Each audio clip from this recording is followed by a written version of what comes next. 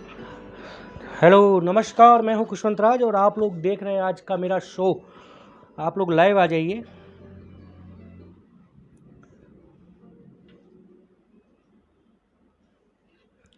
आ जाइए लाइव। मेरी वॉइस अगर क्लियर आ रही है तो मेरे को एक मैसेज आप लोग छोड़ दीजिए। एक बार देखना वॉइस क्लियर आ रही है। अटक गया वापस नेट।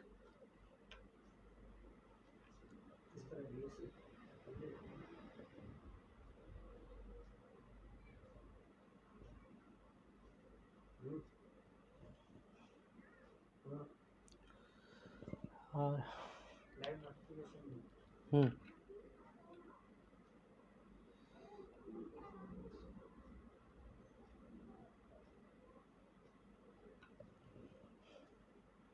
आ रहा है, नेट आ रहा है।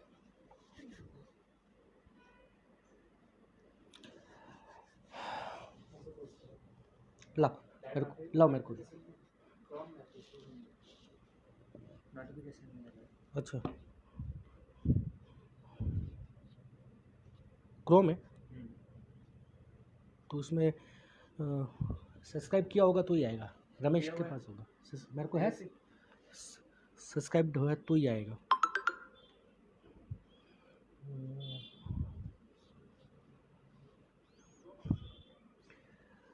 चलिए आप लोग लाइव आ जाइए, मैं जितने मेरा थोड़ा शेयरिंग कर देता हूँ।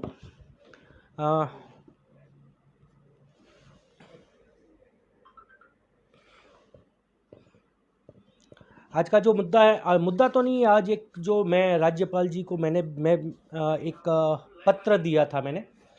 और उस पत्र में मैंने क्या क्या लिखा, निवेदन पत्र था उसमें मैंने उनको क्या क्या लिखा है, क्यों लिखा, वो सारा मैंने ये लेटर है। तो एक थोड़ी देर कुछ सेकंड्स मैं अपना ये पेज पे लाइव कर दूं बाकी पे, और फिर हम लोग कंटिन्यू आपके साथ जुड़ेंगे।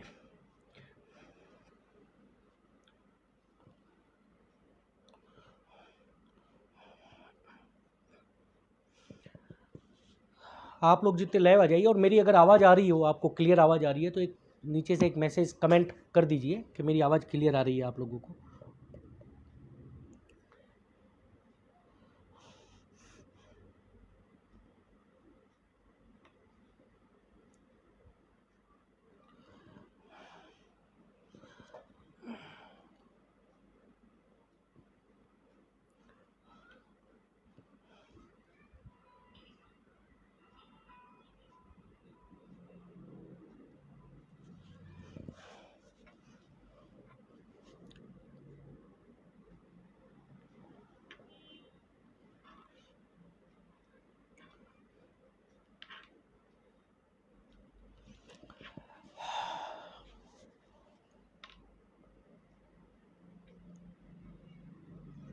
थोड़ा वो डोंगल वहाँ पे रखना, थोड़ा सोफा ले लो ना उधर।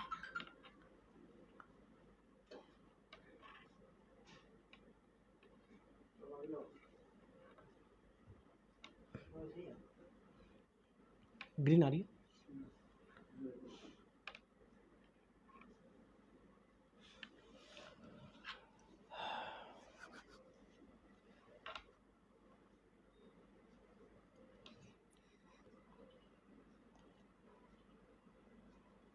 थोड़ा मेरे इसमें प्रॉब्लम आ रही है, नेट की प्रॉब्लम चालू ही है ना।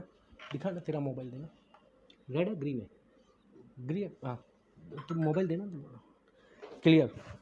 मोहिश पठान जी, गणपत परमार जी, हेलो सर। हेलो गणपत जी। अल्ताफ कुरैशी क्लियर है, थैंक यू। मोहिशन क्लियर है। चलिए तो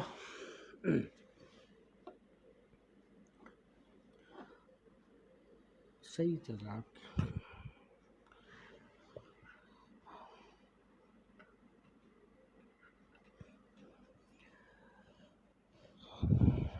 तो अब कुछ दिन पहले, आज ही हमारे जो राजस्थान के राज्यपाल महोदय हैं कलराज मिश्र जी, आज ही जयपुर के लिए प्रस्थान कर गए।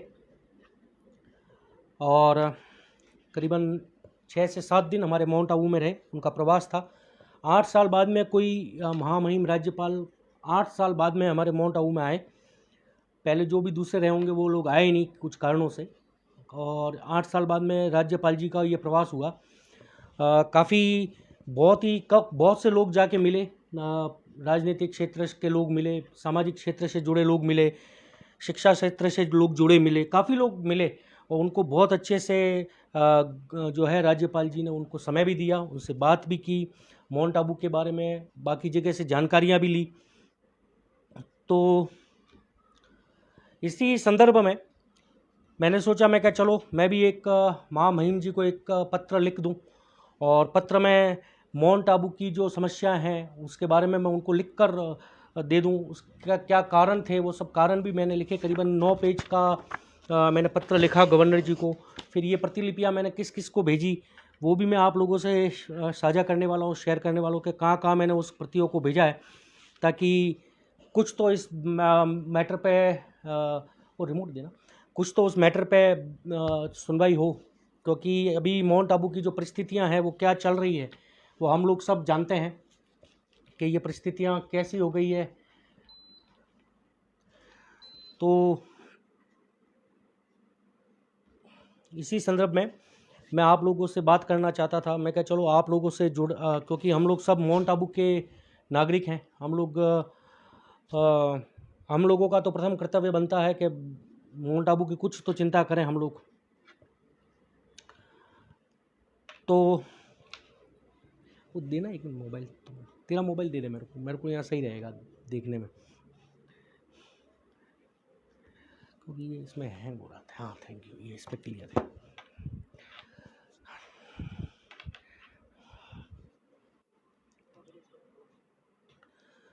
तो हम लोगों मैं एक थोड़ा ये मेरे यहाँ इसका प्रॉब्लम चल रहा है शायद, चलिए।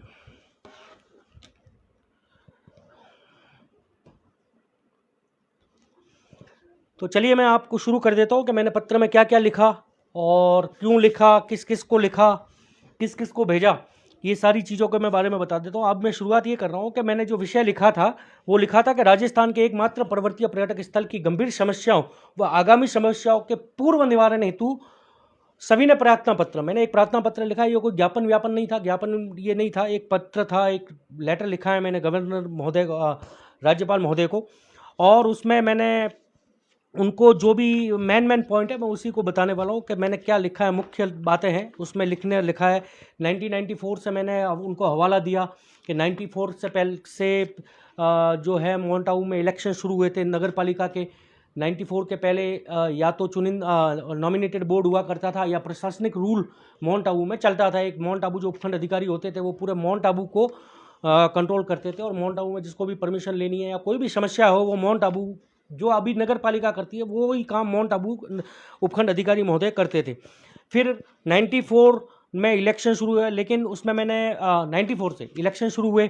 94 के बाद धीरे धीरे कई भूमाफियाओं ने जन्म लेना शुरू किया कि कैसे अच्छा एक चीज़ पॉइंट है, मैंने इसमें ये सारी चीज़ें लिखी है, मैं आपको वैसे ही बता देता हूँ जैसे जैसे मेरे को इसमें से याद आता रहेगा कि 94 से पहले फिर भी देखते हैं तो 94 से पहले माउंट आबू में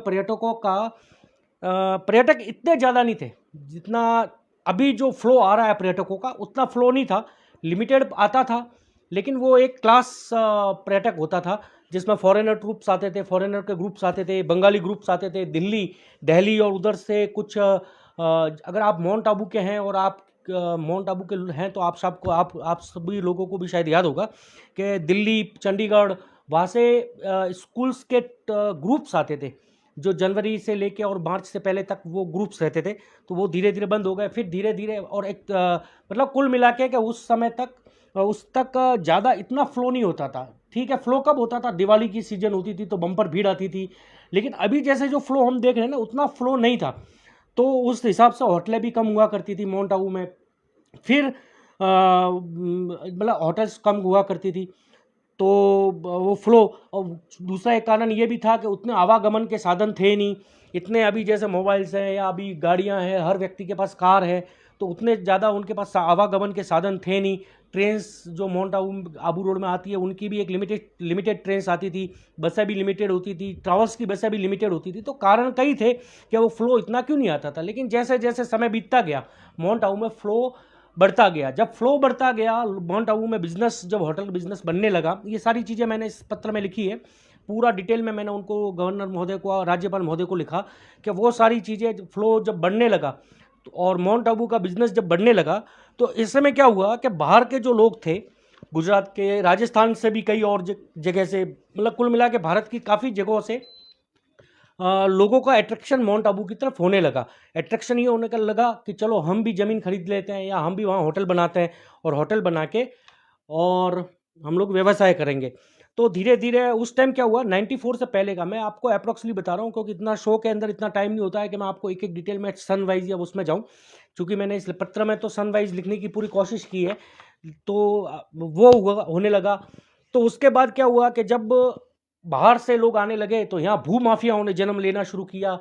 रेवेन्यू की जमीनों को खरीद बेच बहुत एक हाई स्तर पर जमीनों का लेन देन जब शुरू हो गया। फिर 94 का टाइम आया, 94 के टाइम पे ये इलेक्शन हुए, फिर कोई याचिका करता थे, वो हाई कोर्ट गए, हाई कोर्ट से खारिज हुआ, फिर सुप्रीम कोर्ट गए, वहाँ से सुप्रीम कोर्ट से गए, फिर 2000 वो केस लगाया उन्होंने केस लगाना शुरू किया। तो जब उन्होंने केस लगाया, उसके बाद में 2002 में शायद ये बैन लगाया था सुप्रीम कोर्ट ने कंस्ट्रक्शन के ऊपर, और बैन लगा। फिर कुछ जो अवैध निर्माण थे, अतिक्रमण थे, उनको तोड़ने के भी आदेश आए। तो ऐसे करके ये घटनाक्रम चलने लगा। जैसे जैसे ये घटनाक्रम चलने लगा, जमीनों के तो भाव ऊंचे होने लगे, बिकने लगी, अवैध निर्माण, अतिक्रमण, ये सारी चीज़ें यहाँ माउंट आबू में होने लगी। यहाँ के पर्यावरण था उसको नुकसान होने लगा। जितनी ज़मीन थी, कई ऐसे मास्टर प्लान था, तत्कालीन जो मास्टर प्लान हुआ करता था, उसका जो बायलॉज हुआ करता था, उसकी धज्जियाँ उड़ने लगी। जहाँ पर भी कॉमर्शियल एक्टिविटीज़ नहीं हो सकती थी, या एग्रीकल्चर लैंड थे, फॉरेस्ट लैंड में किसी की ज़मीन आती थी, तो वहाँ पे भी धमाकेदार, और ऐसे कई माउंट आबू में उदाहरण आपको मिल जाएंगे। और आपको कई उदाहरण ऐसे मिल जाएंगे जो उस तत्कालीन टाइम में वो अवैध निर्माण शुरू किए। तब याचिकाकर्ताओं ने माउंट आबू की कुछ चिंता हुई होगी कुछ लोगों को, या पता नहीं जो भी कारण रहा होगा, चिंता रही, या उनको खड़े किए, या किसी के जरिए किसी ने उनको खड़े करके और ये याचिकाएं लगाई, और ये मामला सुप्रीम कोर्ट, हाई कोर्ट, फिर एनजीटी के अंदर चलता रहा। ठीक है, तो ये चीज़ें थी उस टाइम। कुछ इसमें मैंने आंकड़े भी लिखे कि 1994 में एक याचिका का मतलब ये लगाया, साल 2002 में जांच के दौरान सर्वोच्च न्यायालय ने निर्माण कार्य पर रोक लगाई। करीब 500 अवैध निर्माण और अतिक्रमण नगर पालिका माउंट आबू को कार्रवाई करने के आदेश दिए। ये कब दिए? 2002 में। 500 अतिक्रमण अवैध, लेकिन नगर पालिका ने तत्कालीन क्या किया कि उन्होंने उस पर कोई कार्रवाई नहीं की और अवैध निर्माण बढ़ते गए। ऐसे ही फिर और 2 याचिकाएं लगी। उन याचिकाओं में लाइट शुरू कर देना, फिर वो 2 याचिकाओं में लगी। उसका फैसला आया सन 2010 में। उन्होंने भी सन 2010 में जब फैसला 2010 में जब फैसला आया, वापस वही पुनः अवैध निर्माण और अतिक्रमणों को पर जो कार्रवाई करने का, तो इन्होंने क्या किया कि ये उस पर भी उन्होंने कोई कुछ किया नहीं, खास विशेष कोई कार्रवाइयाँ की नहीं, और अवैध निर्माण बढ़ते रहे। और जब भी हाई कोर्ट या सुप्रीम कोर्ट जो भी आदेश देता था और वो तोड़ने के, तो ये लोग क्या करते थे कि छोटे मोटे झोपड़े तोड़ दिए, दुकानें दौड़ ताड़ के उसकी वीडियो सीडी बना के और भ्रमित करने लगे ये न्यायालयों को भी कि भाई हाँ, आप जो आदेश दे रहे हो वो हम लोग तोड़ रहे हैं, लेकिन तोड़ कुछ और रहे, तोड़ने का आदेश किसी और का था, तोड़ कुछ और रहे, और हाईकोर्ट को ऐसे करके ये लोग गुमराह करते रहे। ठीक है, तो ये सब चलता रहा। फिर 2002 ये बजाय 2010 तक ये नगर पालिका का जो बोर्ड था, उस टाइम ये इलेक्शन भी हो चुके थे। 1994 के अंदर वापस चुनावी बोर्ड शुरू हुआ हमारा नगर पालिका का, जिसमें जनता द्वारा चुना हुआ बोर्ड आया, चेयरमैन होने लगे। उस टाइम 20 वार्ड थे, 20 वार्ड में फिर वही काम, सब धांधलियाँ चलने लगी। उनको सबको पता होता था कि कौन से, क्योंकि देखो 20 वार्ड थे तो 20 वार्ड के 20 मेंबर होंगे, उन मेंबरों की भी ये जिम्मेदारी लगी। ये सब लिखा है कि इन लोगों की भी जांच होनी चाहिए।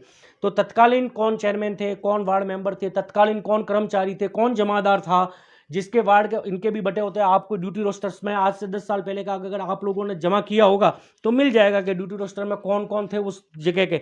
तो उनको क्या पता नहीं होता है कि अवैध निर्माण हो रहा है या अतिक्रमण हो रहा है या अवैध निर्माण, तो उनको सब पता होता था, तो भी वो लोग चलाते रहे ऐसे करके। ठीक है, तो ऐसे करके ये बाद में आज की तारीख में अगर देखते हैं ना हम लोग, अगर 2021 के अंदर, तो वो जो 500 से फिर बढ़े, फिर 467 समथिंग और नए अतिक्रमण हो गए, यानी कि 900 के आसपास। फिर कुछ वापस आदेश आए, फिर कुछ 1200-1300 अतिक्रमणों की लिस्ट तैयार, वो अतिक्रमण अवैध निर्माण की लिस्ट बढ़ती रही और आज की तारीख में मतलब अप्रोक्सीमेटली करीबन 2000 अवैध निर्माण माउंट आबू में यथावत हो गए। ठीक है, तो ये सारी चीजें चलती रही इस मामले में। यानी कि ये लोग जो भी थे, नगर पालिका बोर्ड था उस टाइम, जो भी बोर्ड हुआ करता था, आयुक्त भी होते थे, उसमें उन आयुक्त के ऊपर आयुक्त की भी जिम्मेदारी होती थी, लेकिन उन लोगों ने कोई कार्रवाई की नहीं। और ऐसे करके याचिकाकर्ता भी, लाइव वीडियो इंटरप्टेड, देखना लाइव में इंटरप्ट हो रहा है, सही, अच्छा, तो इसमें इंटरप्ट बता रहा है, हाँ, तो ये सब चलता रहा। फिर ये मतलब ये सारा घटनाक्रम जो था 94 से मैंने लिखना शुरू किया कि 94 से ये कैसे घटनाक्रम चलता रहा। लोग बाहर से आते रहे, ह्यूमन ट्रैफिकिंग माउंट आबू में होती रही, होटलों में स्टाफ जो काम करने के लिए, नीचे से होटलें बढ़ी तो स्टाफ की भी जरूरत पड़ी, तो बाहर से मतलब माउंट आबू के बाहर से लोग आए, वो माउंट आबू में बसने लगे तो उन लोगों ने भी जा देखा अतिक्रमण किया, जा देखा अवैध निर्माण किया, अतिक्रमण अवैध निर्माण, तो ऐसे करके ये सब बढ़ते रह गए। आज भी ऐसी कई कॉलोनियां हैं जो अवैध तरीके से बसी हुई है, उनको लाइट पानी सब मिल रही है, लेकिन ऐसे कई लोग हैं जो 60 से 70 सालों से रह रहे हैं माउंट आबू में। तो मैंने ये सारी चीज़ें उन लोगों के लिए भी लास्ट में मैंने लिखा। मैं लास्ट में हो सकेगा तो आपको पूरा ये लास्ट के कुछ पन्ने पढ़ के भी सुना दूंगा तो आपको समझ में आ जाएगा। तो ये तो मैंने अप्रोक्सीमेटली ये पूरी सारी घटनाक्रम मैंने महामहिम महोदय को ये लिख के बताया कि ये चलता रहा। ठीक है, तो उसके बाद में 3 घटनाक्रम मैंने लिखे महामहिम महोदय को कि ये नगर पालिका बोर्ड जो है ना, ये बोर्ड संदेहास्पद रहा। ये बोर्ड क्यों संदेहास्पद रहा कि उसके मैंने 3 कारण लिखे कि भाई ये अगर बोर्ड चाहता तो अवैध निर्माण अतिक्रमण रुक सकते थे, माउंट आबू के नागरिकों को आराम से इजीली उनके कागजात और दस्तावेजों के आधार पर उनको परमिशनें मिल सकती थी, लेकिन चूंकि वो जब सब हुआ नहीं, भ्रष्टाचारी तो थी और इसमें तो कोई संदेह ही नहीं है, क्योंकि मैंने जो ये 3 मैं आपको 3 पढ़ के सुना देता हूँ कि 3 वाक्यों का मैंने उनको हवाला दिया कि ये 3 वाक्यों, क्योंकि लेटर भी इतना लंबा चौड़ा तो लिख नहीं सकते, नहीं तो मेरे पास तो पूरी बुक लिख के भेज दूंगा कि कैसे कैसे क्या क्या कांड हुए नगर पालिका के अंदर। मैं किसी बोर्ड पे या किसी राजनीतिक पार्टी पे इस पे कोई भी कटाक्ष नहीं कर रहा हूँ, मेरी बात चल रही है नगर पालिका बोर्ड से। ठीक है, तो नगर पालिका बोर्ड में जो भी था तो उसमें मैंने 3 घटनाक्रम उनको महामहिम महोदय को बताए। ठीक है, उसमें पहला जो था, पहला इसमें था कि सन 2014 में, देखिए ये जो मैं जिस घटनाक्रम की आपको बात कर रहा हूं ना, वो केस अभी किस स्थिति में है क्या है मुझे उस बारे में पता नहीं, लेकिन ये केस हुआ था। ये इसलिए हुआ था क्योंकि भ्रष्टाचार हुआ था जमीनों को लेके, या उसमें भ्रष्टाचार हुआ था। 2014 के गहन जांच पर जो कार्यालय महानिदेशक भ्रष्टाचार ब्यूरो, निरोधक ब्यूरो जयपुर से एक लेटर निकला था, जिसके अनुसार करीब 40 लोगों के विरुद्ध धारा 1D 13(2) पीसी एक्ट 1988 एवं 120B भारतीय दंड संख्या में आरोप पत्र चालान न्यायालय में प्रस्तुत करने का निर्णय लिया गया था उन 40 लोगों के लिए। उस 40 लोगों की जो लिस्ट थी ना, उसके अंदर नगर पालिका के अधिकारी भी थे, उस भ्रष्टाचारी में अधिकारी भी थे, कर्मचारी भी थे, कुछ तत्कालीन पार्षद भी थे, पत्रकार भी थे, होटल व्यवसायी भी थे, व अन्य लोग भी सम्मिलित थे उस केस के अंदर। मैं एक बार फिर स्पष्ट कर देता हूं कि भ्रष्टाचार निरोधक का ये जो एसीबी जो कार्रवाई हुई थी, वो चालान न्यायालय में प्रस्तुत करने का जो उन्होंने निर्णय लिया था, उसके बाद में इनका कुछ टेक्निकल पता नहीं क्या हुआ, मुझे उसके बारे में कोई जानकारी नहीं है। वो लोग 40 लोग बाइज्जत बरी हुए कि नहीं हुए, या वो फाइल पेंडिंग हो रही है, उसका मुझे नहीं पता, लेकिन ये एक केस दर्ज हुआ था जो आज भी कागजों में अंकित होगा। तो पहला तो ये दिया था। दूसरा उदाहरण था कि अभी वर्तमान में जो भी अधिकारी, उपखंड अधिकारी, एक अभी कुछ दिन पहले आप लोगों ने खबर सुनी होगी, बहुत न्यूज़पेपर्स में भी ये चला था कि जो उपखंड अधिकारी, जो तत्कालीन उपखंड अधिकारी थे, उनका स्थानांतरण हो चुका। उन्होंने नगर पालिका के अंदर एकदम अचानक से वो ब्यूरो इंस्पेक्शन किया इंस्पेक्शन करते हुए काफ़ी अनियमितता पाई गई थी। उस अनियमितताओं में एक था कि 140 फाइलें जो आम जनता की रिपेयरिंग रिनोवेशन की फाइलें थी, वो जिसमें दस्तावेज भी पूर्ण लगे हुए थे, पट्टे वालों की ज़मीनें थी, पट्टे वालों की जो परमिशनें थी, फाइलें थी, परमिशन के लिए उन्होंने लगा रखी थी, वो दबा के रखी थी। ये लास्ट जो इनसे उपखंड अधिकारी थे उन्होंने ये किया था, और उसको बाकायदा उस समाचार की सुर्खियों में भी आया था, और जो भी थे उनसे जवाब भी मांगा गया था। तो वो 140 फाइलें क्यों रुकी थी, उसके पीछे क्या था? फिर उसके कुछ दिनों बाद में वीडियो वायरल हो गए, 2 वीडियो वायरल हुए, जिसमें एक पार्षद जी है, फिर एक जो उस कर्मचारी था नगर पालिका का, वो लोगों के बीच में आपस में एक बातचीत का जो वीडियो वायरल हुआ, वो भी बहुत वायरल हुआ था। उसके अंदर ये सब बातें चली थी कि भाई स्कैटिंग लगेगा तो फाइलें रोक देंगे। एक होटल का स्पेशली नाम भी लिया था कि उसकी फाइलें नहीं बढ़नी चाहिए आगे, उसको रोक दो। तो ये सारा घटनाक्रम मैं बताना चाहता हूं कि नगर पालिका संदेहास्पद रही, यही नहीं आगे की भी रही। तो ये चीजें थी। दूसरा उदाहरण ये था कि उनके ऊपर फिर कोई चलो कार्रवाई होना के नहीं है, मैं तो उदाहरण दिए माननीय राज्यपाल महोदय को। और तीसरा उदाहरण दिया था कि राजस्थान उच्च न्यायालय में दायर याचिका के तहत दिनांक ये इनको सेंसिटिव जोन में सभी प्रकार के निर्माण कार्य पर प्रतिबंध लगाकर किए गए अवैध निर्माण अतिक्रमण को हटाने के आदेश पारित किए गए थे। इसी के तहत होटल हिना रिसोर्ट जो था उसका उसके अंदर मैं बता देता हूँ, उसका आदेश भी बता देता हूँ मैं आपको। ये इसमें मैंने नोटिंग किया हुआ है। दिनांक 28/1/2015 को नगर पालिका से अंतिम नोटिस दिया गया था उसे सीज करने का। किस आधार पर?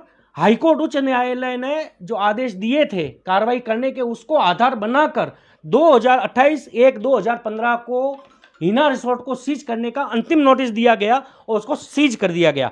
लेकिन आगे इसी में मतलब 6 साल बाद में 2021 के अंदर, अभी इसी साल के अंदर उस होटल के सीजिंग खुल गई।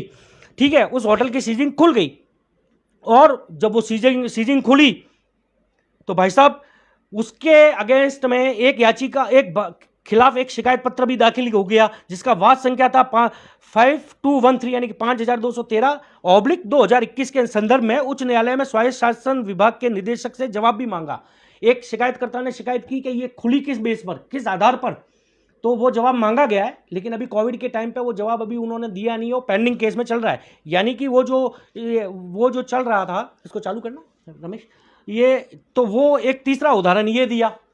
ये 3 उदाहरण तो मैंने, 2 रिसेंट के उदाहरण और एक पहले का उदाहरण ये दिया कि भाई नगर पालिका के ऊपर अगर माउंट आबू के पर्यावरण को बचाना है, माउंट आबू के मूल नागरिकों का अधिकारों का ख्याल रखना है, उन माउंट आबू का डेवलपमेंट करना है, तो क्या ऐसे में नगर पालिका के ऊपर भरोसा किया जा सकता है? पहला प्रश्न ये था। तो ये मैंने ये 3 उदाहरण दिए। उसके बाद में इन्होंने क्या किया, फिर एक और ठीक है, उसके बाद में मैंने जो लिखा, उसके बाद में 3, अब उसके बाद में मैंने 4 मांगे रखी। वो 4 मांगे, क्या मांगे नहीं, मांगे तो नहीं कह सकते हम, निवेदन किया मैंने। मैं आप लोगों के कमेंट भी पढ़ूंगा बाद में। Request to join Khushwant Raj broadcast, request to join request is watching. ठीक है, चलिए, तो उसके बाद में मैंने मांगे रखी। कंटिन्यू देखना, कंटिन्यू है ना, लाइव बंद तो नहीं। तो उसके बाद में उन्होंने मांगे रखी, सॉरी मैंने मांगे रखी, मांगे नहीं, एक निवेदन मांग का निवेदन किया है मैंने। देखिए वो तो राज्यपाल महोदय हैं, ठीक है, वो तो उनको हमको ऑर्डर तो दे नहीं सकते, वो कोई उनके सामने हम लोग कोई धरना प्रदर्शन वाली बात तो थी नहीं। मेरे को तो मेरा निवेदन करना था, और माउंट आबू की जो मूल नागरिक जो वासिंदे हैं उनको लेकर कि वो लोग कैसे समस्या में घिर गए। मतलब जिन लोगों के पास पट्टे हैं, जिन लोगों के पास सारे दस्तावेज हैं, उनको परमिशन नहीं मिलेगी, लेकिन उसके अगेंस्ट में अगर परमिशन दी तो कितने लोगों को दी? अभी कुछ टाइम से 2-3 साल से जो भी उपखंड अधिकारी कार्यालय के हाथ में जो टोकन व्यवस्था आई, उसके अंदर जिसके पास भी दस्तावेज थे उन लोगों को परमिशन मिलती रही है, और अभी भी आगे भी मिलती रहेगी। मैं उस पर बात नहीं कर रहा हूँ। मैं बात कर रहा हूँ कि आपके कार्यकाल के दौरान जब ये आप लोगों ने कितनी परमिशनें दी, और अगर चलो कोई बात नहीं, परमिशनें दी तो दी के नहीं दी उसको जाने दो, लेकिन ये जो 2000 तकरीबन 2000 अवैध निर्माण और अतिक्रमण माउंट आबू में हो गए और आज भी चल रहे हैं, तो क्या आपके कर्मचारियों पर आपका कंट्रोल नहीं है? क्या आपके पार्षदों पर आपका कंट्रोल नहीं है? आपने उनको कुछ जिम्मेदारी दी कि कहीं पर, और दी है तो क्या वो जिम्मेदारी को पूर्ण कर रहे हैं? कि कौन से वार्ड में चल रहा है, कौन से वार्ड में काम नहीं चल रहा है, कहाँ पे नहीं चल रहा, वो क्या आप लोगों को सही मायने में जानकारी देते हैं? जब माउंट आबू का उपखंड अधिकारी जब आयुक्त नहीं होता है नगर पालिका में, और उपखंड अधिकारी के हाथ में जब ये चार्ज जाता है आयुक्त का भी, तब तो धमाधम कार्रवाइयाँ हो जाती है, तो बाद में क्यों नहीं होती है? ठीक है, तो मैंने जो मांगे रखी उसके अंदर, मांगों के अंदर था कि मैंने यही सारा चीज़ें मांग में रखी। और पहला मांग मैंने रखी है कि इस नगर पालिका को ये आधार बताया, मैंने 3 जो कारण बताए, 3 उदाहरण, उस आधार को, उसको आधार मानते हुए, क्योंकि नगर पालिका बोर्ड पिछले 20-22 ये 2014 से आप गिन, सॉरी हाँ 1994 से, है ना, तो वहाँ से गिन लीजिए 94 से, और अभी तक आप देख लो कि कितने अवैध निर्माण हो गए। तो क्या ये सब चीज़ें देखते हुए आप पर भरोसा किया जा सकता है? अगर नहीं किया जा सकता है तो माउंट आबू नगर पालिका बोर्ड को भंग कर देना चाहिए, उसको ख़त्म कर देना चाहिए, या तो वही नॉमिनेटेड बोर्ड, उसके भी कुछ कानून, कायदे कानून नए बनाकर, नॉमिनेटेड बोर्ड पहले जैसे होता था कि कांग्रेस का शासन होता था तो कांग्रेस अपने नॉमिनेटेड बोर्ड बना के अपने अपने कार्यकर्ताओं को मेंबर बना देते थे, बीजेपी का आता था तो बीजेपी बनाती थी, वो सब नहीं चलेगा, वो सब नहीं। नया कानून बनाइए, नए कानून के तहत जो भी कलेक्टर है या एसडीएम है उसका अध्यक्ष हो, और बाकी हर वार्ड वाइज या जितने भी वार्ड है उनके मेंबर्स, उनमें से एक एक आदमी ले लो, या जो भी पार्टी, कुछ पार्टी पॉलिटिशियन लोग ले लो, कुछ और भी समाज सेवक ले लो, कुछ आबू के नागरिकों को उसमें सम्मिलित करो और ऐसा बोर्ड बनाओ जो वहाँ पे काम करे। ठीक है, तो पहला था मांग कि माउंट आबू नगर पालिका बोर्ड को भंग कर देना चाहिए तुरंत प्रभाव से, क्योंकि जितने दिन ये रहेगा, आगे मैं बता रहा हूं कि ये रहा तो आगे देखो क्या क्या समस्याएं हो सकती है। और दूसरा मैंने जो कहा था,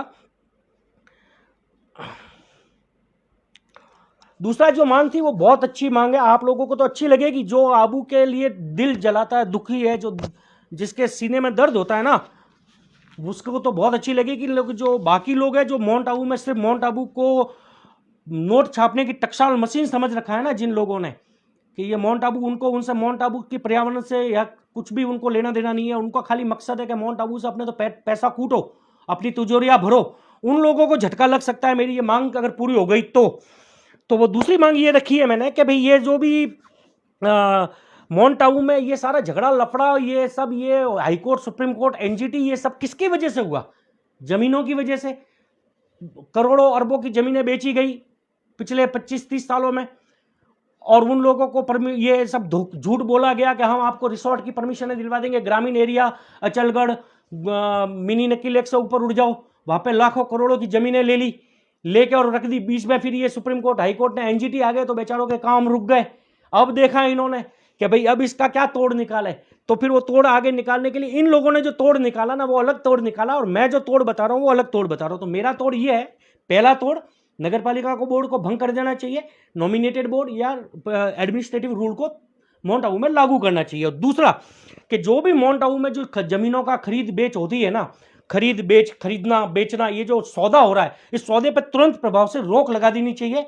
और माउंट आबू का मूल नागरिक, माउंट आबू के ही व्यक्ति को जमीन खरीद सकता है उससे, और वो उसको जमीन बेचे। बाहर से किसी भी लोगों को जमीन खरीदने और बेचने पर रोक लगा देनी चाहिए। और ये कोई नया कानून इंडिया में कोई आबू के लिए नहीं होगा, ऐसा कहीं पे भी, हिमाचल प्रदेश की कई ऐसी पर्यटक स्थल है जहां पर ये कानून है, कई ऐसी यूटी है, संघ प्रदेश है जहां पर ये कानून है, गुजरात में भी 1-2 जगह मैंने ऐसी ढूंढ के निकाली है जहां पर ये ऑलरेडी कानून बना हुआ है कि वो व्यक्ति जो वहां का मूल वासिंदा होता है वही एक दूसरे को आपस में जमीन खरीद और बेचने का, बेच सकते हैं, बाहरी व्यक्ति को जमीन लेने का अधिकार नहीं है। तो दूसरा, ये रामायण खत्म कर दो कि ये हमेशा के लिए ही खत्म कर दो, ताकि दूसरा क्या है कि आज जैसे मान लीजिए कोई लोकल पर्सन है या कोई यहाँ का मूल नागरिक है, उसके परिवार बढ़ता गया बढ़ता गया बढ़ता गया, अब उसको अगर माउंट आबू में जमीन रखनी है तो उसकी औकात नहीं है जमीन खरीद लेगा, क्योंकि जमीनों के जो भाव है ना, वो मेरे ख्याल से मुंबई के भावों से अगर उसका तुलना की जाए तो लगभग थोड़ा बहुत ही कमी या ज़्यादा होगा, बाकी ज़्यादा नहीं है। तो कम से कम माउंट आबू के लोगों को जमीन खरीदना और उसका भी हो सके तो तुरंत प्रभाव से। और ये जितने भी जो बाहर से लोग आए ना, उन्होंने जिसने खरीद ली वो खरीद ली भैया, कोई बात नहीं, आप लोगों का स्वागत, माउंट आबू का आपने जमीन खरीद ली, आप स्वागत। लेकिन अब आपको अगर खुद बनाना है तो आप बनाइए, नहीं बनाना और आपको बेच के जाना है तो अब ऐसा कानून बन जाए कि वो आप बेचो तो भी यहाँ के लोकल पर्सन को बेचो। तो दूसरा था कि माउंट आबू पर जितनी भी जो जमीनें हैं वो खरीद फरोख्त हो रहा है, और ये जो दलाल पैदा हो गए घर घर के अंदर जमीनों के, उनके ऊपर भी थोड़ा अंकुश लग जाए तो वो भी अच्छा। ऐसे भी मामले हुए, मैंने लिखा है इसमें कि कई जमीनें ऐसी थी जिसकी फर्जी रजिस्ट्रियां हुई, और जिनमें एक आदमी एक ही जमीन को 2 या 3 लोगों को बेच दिया, और मामले अभी भी न्यायालयों में, संबंधित न्यायालयों में अभी भी पेंडिंग चल रहे हैं। बताइए कितना फ्रॉड का धंधा। एक ही जमीन 2-2, 3-3 लोगों को बेच दी गई। तो दूसरा था इसलिए। और तीसरा जो था, तीसरी जो मांग रखी मैंने वो थी कि माउंट आबू उपखंड अधिकारी कार्यालय को इन लोगों ने अभी मुख्यमंत्री जी, माननीय मुख्यमंत्री जी ने विधानसभा सत्र में ये कहा था कि भाई आप जो उपखंड अधिकारी हैं, माउंट आबू उपखंड अधिकारी जी हैं, उनका कार्यालय आबू रोड में शिफ्ट किया जाए। क्यों किया जाए?